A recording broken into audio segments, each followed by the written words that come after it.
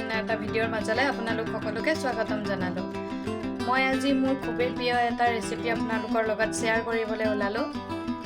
আহকচোন মোৰ সৰু পাকঘৰটোলৈ যাওঁ আৰু কিনো মোৰ প্ৰিয় ৰেচিপি শ্বেয়াৰ কৰোঁ আপোনালোকৰ লগত তাকে চাওঁ।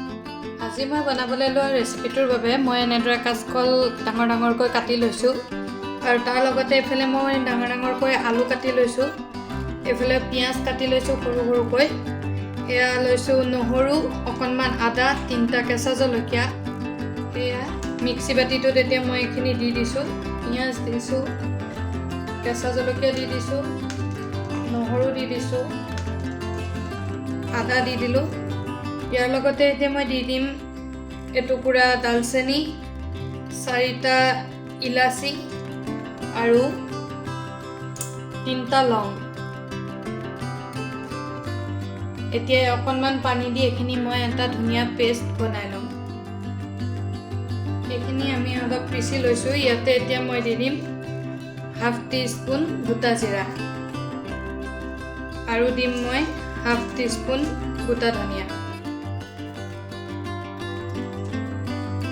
এতিয়া আকৌ এইখিনি ধুনীয়াকৈ মই পিচি লওঁ। আনফালে এতিয়া গেছটো জ্বলাই মই কেৰাহীখন পাতি দিছোঁ আৰু ইয়াত এতিয়া মই প্ৰয়োজন অনুসাৰে মিঠাতেল দি দিম। এতিয়া তেলখিনি আমি অলপ গৰম হ'বলৈ দিম আৰু তাৰপাছতে আমি কাটি লোৱা কাচকলখিনি আৰু আলুখিনি অলপ ফ্ৰাই কৰি ল'ম ৰঙচুৱা হোৱাকৈ। এতিয়া আমাৰ তেলখিনি গৰম হৈছে, এতিয়া আমি কাচকলখিনি প্ৰথমে ভাজি ল'ম। এয়া দেখিছেনে, আমাৰ কাচকলখিনি ধুনীয়াকৈ ভজা হৈ গৈছে। এতিয়া এইখিনি আমি কাঢ়ি ল'ম।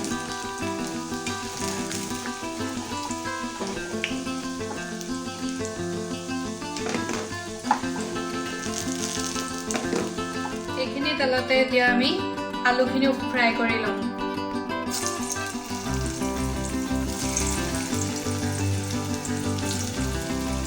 আলুখিনি এতিয়া আমি অলপ ৰঙচুৱা হোৱালৈকে ফ্ৰাই কৰি ল'ম। এয়া আমাৰ আলুখিনিও ফ্ৰাই কৰা হৈ গ'ল।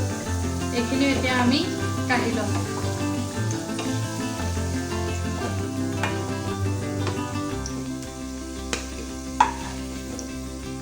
আমি আলুখিনি কাঢ়ি ল'লোঁ।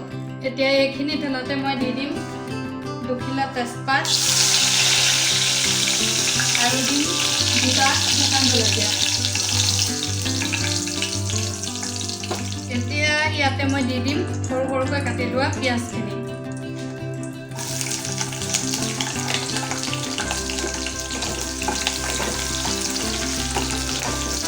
আমাৰ পিঁয়াজখিনি ভজা হৈছে। ইয়াতে এতিয়া মই দি দিম আমি পেষ্ট বনাই লোৱাখিনি।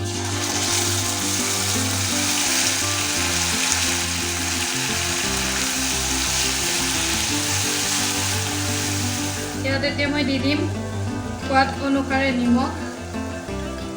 মই যিহেতু কাচকল আৰু আলুখিনি ফ্ৰাই কৰোঁতে নিমখ দিয়া নাছিলোঁ, গতিকে ইয়াত এতিয়া মই সোৱাদ অনুসাৰে নিমখ দি দিছোঁ।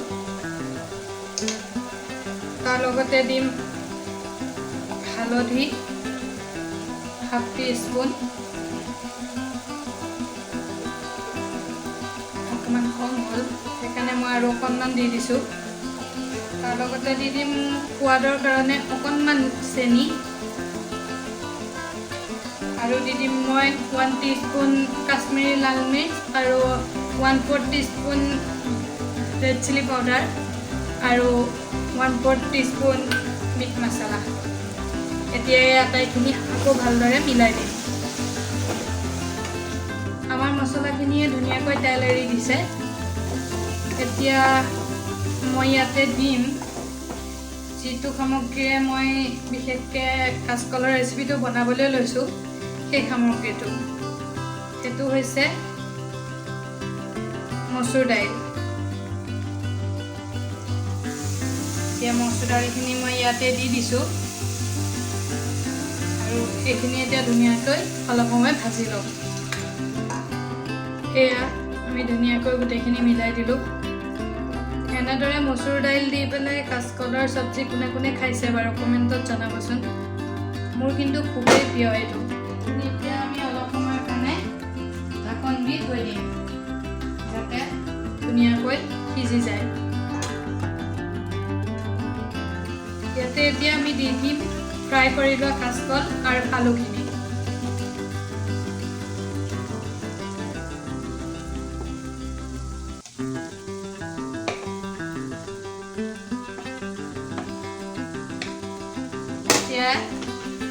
এতিয়া এই আটাইখিনি ভালদৰে মিলাই দিম।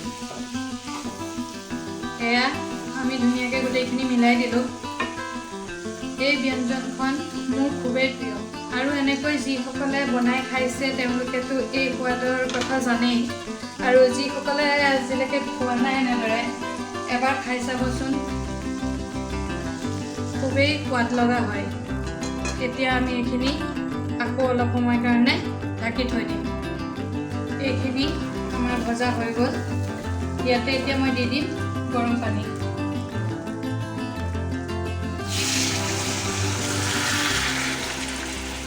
এতিয়া আকৌ আমি ঢাকোন দি ভালদৰে সকলোখিনি সিজিবলৈ দিম। এয়া দেখিছেনে, আমাৰ চব্জিখন ৰেডি হৈ গ'ল। আপোনালোকে ৰেচিপিটো কেনেকুৱা পালে কমেণ্ট কৰি জনাবলৈ নাপাহৰিব, আৰু ভিডিঅ'টো শেষলৈকে চাই থকাৰ বাবে সকলোকে বহুত বহুত ধন্যবাদ। যদিহে মোৰ ৰেচিপিবোৰ আপোনালোকৰ ভাল লাগে তেতিয়াহ'লে লাইক, শ্বেয়াৰ আৰু ছাবস্ক্ৰাইব কৰি কাষতে থকা বেল আইকনটো টিপি দিব, যাতে মোৰ ভিডিঅ' ন'টিফিকেশ্যনবোৰ আপোনালোকে পাই থাকে। ধন্যবাদ।